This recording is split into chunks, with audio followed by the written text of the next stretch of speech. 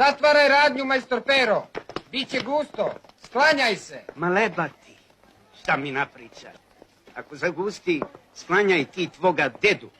I onako nije ni za šta.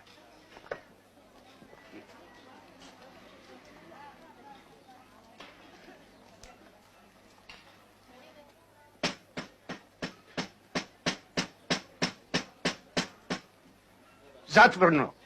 Sad si naš.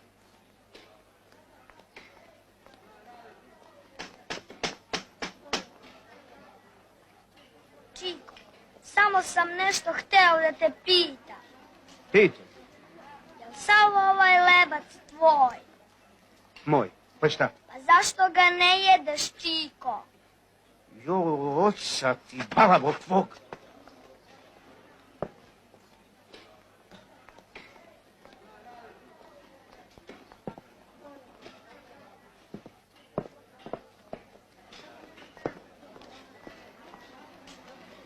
Stoj. Ne boj se. Čiji si? Babi, a čiji bi bio? Babin. Na. Hajde. Oca ti, balavo.